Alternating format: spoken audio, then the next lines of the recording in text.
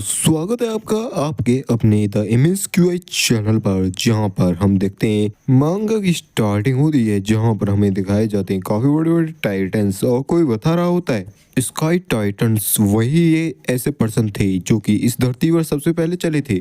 जैसे हर चीज की एक्सपायरी डेट आती है, उसी तरह इनका भी अंत आ गया और इनके अवशेषों के ऊपर जन्म लिया एक नई लाइफ ने। सूरज, रोशनी, धरती और समुद्र और ऐसे विंग्स जो कि इन्हें रिप्रेजेंट करते हैं, उन्हें कहा गया दानान। ये ऐसे लोग थे जिन्हें इस वर्ल्ड में गॉड की उपाधि दी जा सकती है, या सीधे शब्दों में कहे तो गॉड ही थे। उन्होंने मिलकर इस धरती पर स्वर्ग बनाया और यही था दानान का एरा।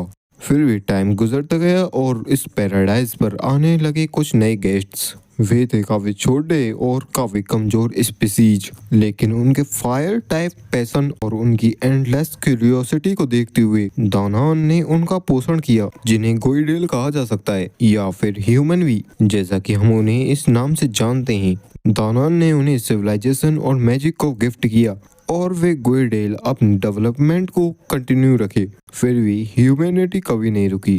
उन्होंने जंगलों में डॉर्फ और एल्फ्सर काफी रेड मारी और दानान से भी उनकी जगह को छीनने लगे। वैसे तो दानान के साथ उनका कोई मैच नहीं था, लेकिन दानान की संख्या सीमित और ह्यूमंस की तो काउंटलेस संख्या थी और इस तरह दानान की जो एरा था वह खत्म होने को आया।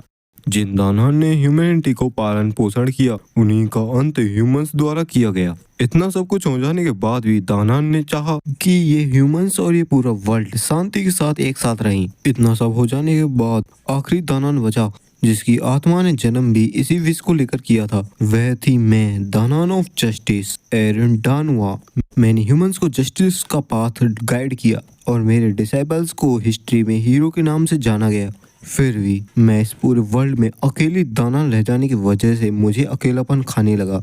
इसलिए मैं अपने काइंड के लोगों द्वारा छोड़े गए लास्ट के कुछ रुइंस और जगहों पर जाती रहती थी और उन्हें एक्सप्लोर करती थी। लेकिन एक टाइम ऐसा भी आया जहां पर मुझे मिला था एक और दानान जिसे पीछे छोड़ दिया गया था, जो था टाटेज वल्टजार। उस बच्चे ने मेरे दिल के अंदर बसी हुई उस पुरानी लोनलीनेस को खत्म कर दिया और वही बच्चा मेरी खुशी बन गया। मैंने उस बच्चे को सब कुछ दिया, प्यार, स्पीयरमैनशिप और ट्रेजर्स। एक बेटे की तरह, एक कॉमरेड की तरह मैंने उसे काफी अच्छे से चेरिश किया। लेकिन मुझे यह नहीं पता था इस वर्ल्ड में दो दानान रह गए थे। आखिर इसका क्या कारण था?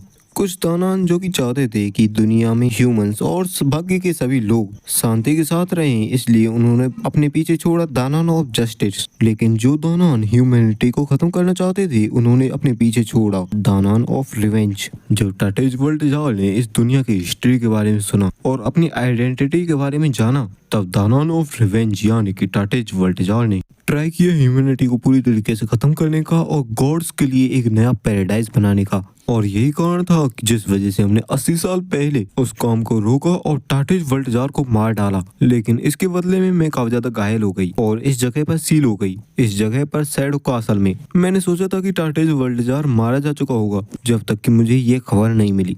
हमारा MC कोरिन भी सोच रहा होता है, वह सोचता है ये लाइन तो एकदम फेमिलियर है। जब एरन डायनुआ का अवतार डिस्ट्रॉय हो जाता है, तब ये कट सीन में आता है। इस कट सीन के बाद एरन डायनुआ इस सैडो कासल से बाहर निकल कर जाती है, जहाँ पर वल्टजार उसे मार देता है अपने हाथों से। और ऐसा मैं होते हुए नहीं देखना चाहता हूँ। लेकिन यहाँ पर कुछ अजीब चीज है। पिछली जिंदगी में तो ये मेरी मास्टर थी, लेकिन इस जिंदगी में तो मेरा इसके साथ कोई भी नाता नहीं है, नहीं मैंने ऐसा कोई भरोसेमंद बॉन्ड बनाया है इसके साथ। तो आखिरकार ये मुझे इन सारी चीजों को क्यों बता रही है, जबकि मैं इस जिंदगी में इसका डिसाइबल भी नहीं हूँ। तभी कोरिन कहता है, क्या तुम्हें नहीं पता कि मैं वल्टजार का डिसाइबल हूँ? तो आखिरकार तुमने यहाँ पर मुझे क्यों बुलाया है? तभी एरिन कहती है, बच्चे तुम मेरे डिसाइबल हो। इस शब्द को सुनकर तो कोरिन भी चौंक जाता है। वह सोचता है आखिर कैसे? तभी एरिन बताती है, बच्चे तुम्हें फ्यूचर का सब कुछ पता है, इसलिए तुम पूरे वर्ल्ड का बर्डन अपने सर पे लेके घूम रहे हो। कोरिन भी सोच रहा होता है आखिर इसे कैसे पता नजारी सिटी में क्या हुआ था। नहीं, अभी ये जरूरी नहीं है, बल्कि इसे पता है कि मैं फ्यूचर से आया हूँ। तो वह एरिन से कहता है, क्योंकि तुम्हें सब कुछ पता है तो मुझे सारी चीजें एक्सप्लेन करने की कोई जरूरत नहीं है, तो जितना हो सके अपनी सिक्योरिटी को बढ़ाओ और यहाँ पर किसी को मत आने दो। तभी एरिन कहती है, क्योंकि तुम्हें फ्यूचर के बारे में सब कुछ पता है तो तुम्हें अपने सिर के ऊपर पूरा बर्डन लेने की कोई जरूरत नहीं है। तभी कोरिन भी कहता कहता है नहीं, तुम इस पैराडाइज की क्वीन हो, तुम्हें तो प्रोटेक्ट किया जाना चाहिए। एरिन भी बताती है मैं कभी इस जगह की ना ही तो कोई क्वीन थी और ना ही कोई किंग, मैं थी तो सिर्फ एक मेंटर और एक हीरो। कोरिन मन में सोचता है मुझे पता है अगर तुम्हें पूरे फ्यूचर के बारे में पता है तो तुम अपने आप को फिर भी सेक्रीफाइस कर दोगी। तभी हमारा एमसी कोरिन एरिन के पाँव में पड़ जाता है और गिड़गिड़ाते हुए कहता है प्लीज प्लीज मैं तुम्हारे पाँव में गिरकर भीख मांगता हूँ, कृपया ऐसा मत करो, इस कासल से बाहर मत आओ। इस बार मैं उस सीन को दोबारा से नहीं दोहराना चाहता हूँ, मैं चीजों को बदल सकता हूँ, मैं सभी चीजों पर कंट्रोल ला सकता हूँ, मैं टाइम से पहले सब चीज की प्रिपरेशन कर लूंगा और हिस्ट्री को भी बदल दूंगा जैसा कि मैं हमेशा से करता आया हूँ। लेकिन तभी एरिन अपने हाथ को कोरिन के गाल के पास लाती है और हमारी एरिन कोरिन को समझाते हुए कहती है हम एक बार फिर से मिले और हम एक दूसरे की परवाह भी करते हैं, लेकिन हमारे भाग्य में जो लिखा है उसे तो हम डिनाई नहीं कर सकते ना। जैसा कि एरिन डायनोआ ने 3 सेंचुरी पहले किया था और जैसा कि एरिन डायनोआ फ्यूचर में करेगी, ऐसा ही मैं तुम पर ट्रस्ट करूंगी और तुम्हें सपोर्ट भी करूंगी। इस प्रेजेंट में भी मैं तुम्हें प्रोटेक्ट करूंगी, यही मेरी ड्यूटी है और यही मेरी चॉइस है। जहाँ पर कोरिन भी हमारी एरिन की ऐसी बातों को सुनकर चौंक जाता है और उसे भी पता चल जाता है कि अब यह नहीं मानने वाली किसी की, और वहीं पर बैठा बैठा सोच रहा होता है सब कुछ जानने के बाद भी मैं कुछ भी चेंज नहीं कर सका। फिर हमें देखा जाता है कुछ टाइम बाद का सीन जहाँ पर हमारा कोरिन ट्रेनिंग ग्राउंड में काफी खतरनाक ट्रेनिंग कर रहा होता है, जहाँ पर उसकी ट्रेनिंग अलग ही लेवल की चल रही होती है। तभी 2 बंदे कहते हैं मुझे ये देखकर काफी अच्छा लगा कि ये अभी भी काफी ठीक है। तभी चश्मे से बंदा भी कहता है हाँ, मैंने आज से पहले इसे उस दिन कभी भी दुखी नहीं देखा था जिस दिन चेयरमैन का फ्यूनरल था। यह उस दिन इतना ज्यादा डिप्रेस लग रहा था कि मुझे तो लगा था कि वह कभी ठीक भी नहीं हो पाएगा। और हम देखते हैं वैसा कोरिन को जिसकी आंखों से बारिश के साथ साथ आंखों से भी आंसू आ रहे होते हैं और कहता है इसे ट्रेनिंग ग्राउंड में वापस देखने के बाद मुझे तो यकीन नहीं हो रहा क्या ये कोई ह्यूमन भी है। तभी पीले बालों वाला बंदा कहता है लेकिन क्या तुम यह नहीं सोचते कि इसके आसपास रहने वाली सभी लड़कियां भी काफी ज्यादा डिप्रेस हो गई थी। मेरिटा तो साउथ में वापस लौट गई, एलिसा अभी भी हॉस्पिटल में है, उनमें से सिर्फ यही लड़की हाउरेन ही नॉर्मल है जो कि अब यहाँ पर आ रही है। हाउरेन भी उनकी बातों को सुन लेती है और काफी ज्यादा गुस्सा हो जाती है। उसके ऐसे गुस्से वाले रूप को देखकर वह भी डर जाता है और कहता है नहीं नहीं तुम भी काफी ज्यादा डिप्रेस हो। तभी हाउरेन जाती है और हमारे कोरिन का हाथ को पकड़ लेती है जो कि काफी ज्यादा जख्मी हो चुका होता है। हाउरेन कहती है तुम, और तभी उसकी नजर हमारे एमसी के हाथ पर जाती है जहाँ पर वह देखती है हाथ काफी ज्यादा ही घायल हो चुका होता है। तभी कोरिन अपने हाथ को छुटाते हुए कहता है तुम अभी चली जाओ, मेरी ट्रेनिंग अभी पूरी नहीं हुई है। तभी हाउरेन कहती है हे, और अचानक से पंच मारने के लिए आगे बढ़ जाती है। तभी कोरिन की बगल की दीवार में काफी तगड़ा सा अटैक पड़ता है जहाँ पर काफी बड़ा छेद हो चुका होता है। हाउरेन भी कहती है चलो मेरे साथ बाहर। बारिश का मौसम होता है जहाँ पर कोरिन और हाउरेन एक दूसरे के सामने होते हैं।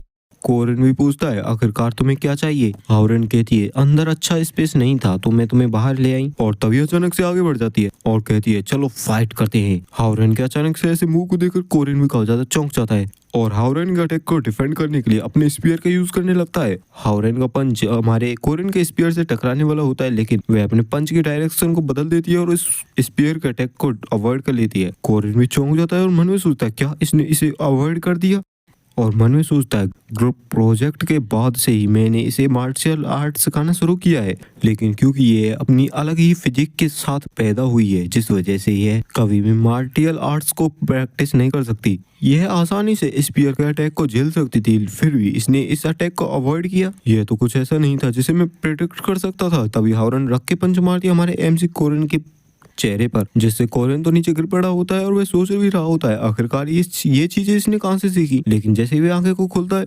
पाता है हाउरेन को अपने ऊपर जो कि तैयार होती है काफी खतरनाक पंच मारने के लिए और रख के पंच मारती है वहीं पर, जिससे जमीन भी काफी खतरनाक तरीके से सेटर हो जाती है। कोरिन के तो पसीने छूट चुके होते हैं ऐसे खतरनाक अटैक को देखने के बाद। तभी हाउरेन कहती है तुम वीक हो तो स्ट्रॉन्ग बनने के लिए कुछ ज्यादा ट्राई मत करो। कोरिन भी अचानक ऐसी बातों को सुनकर चौंक जाता है, कहता है क्या। तभी हाउरेन कहती है तुम्हें सिर्फ इसलिए स्ट्रॉन्गर बनना है कि तुम मर ना सको, और तभी वह उसके कपड़ों को भी फाड़ देती है। वह देखती है कि हमारे एमसी ने अपने शरीर पर काफी सारी चीजें इनग्रेव की होती है और वह कहती है इन्हें मुझे भी दो, इससे मैं भी ज्यादा स्ट्रॉन्गर बन जाऊंगी जिससे मैं तुम्हें प्रोटेक्ट कर पाऊंगी। हाउरेन की ऐसी बातों को सुनकर एमसी भी शांत हो जाता है और कहता है नहीं, जहाँ पर वह याद करता है अपने मास्टर की बातों को जहाँ पर वह कह रही होती है मैं एक अडल्ट हूँ बच्चे, और एक अडल्ट होने के नाते मेरी ड्यूटी है एक बच्चे को बचाना और बच्चे को प्रायोरिटाइज करना।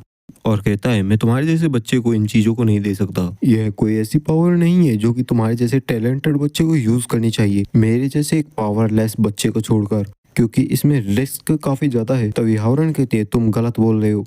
कोरिन भी सोचता है शायद मैंने इसे बच्चा कह दिया इसलिए गुस्सा है, तो वह कहता है हाँ मैंने गलत कहा था, तुम कोई बच्ची नहीं हो। तभी हावरन कहती है नहीं मैं बच्चे की बात नहीं कर रही, तुम पावरलेस नहीं हो, तुम कमजोर नहीं हो। और वह हमारे एमसी कोरिन को गले लगा लेती है। ऐसे अचानक एक्टर को देखकर कोरिन भी शांत हो जाता है और सोचता है आखिरकार क्या कर रहे हो तुम कोरिन लोज, क्या तुम सोच रहे हो कि तुम सब चीज को अकेले ही हैंडल कर लोगे? और अभी अभी तुमने अपना सारा बर्डन एक बच्चे को दे दिया था, अब मैं कभी भी नीचे नहीं रहूंगा। और हावरन से कहता है तुम्हारा शुक्रिया, चलो एक साथ ऊपर उठें, यहाँ पर अभी भी ऐसी काफी सारी चीजें हैं जो मुझे करनी है। और इसी शानदार से सीन के साथ ये चैप्टर एंड होता है। वीडियो को लाइक चैनल सब्सक्राइब करें, नेक्स्ट चैप्टर जल्दी आएगा। Thanks for watching.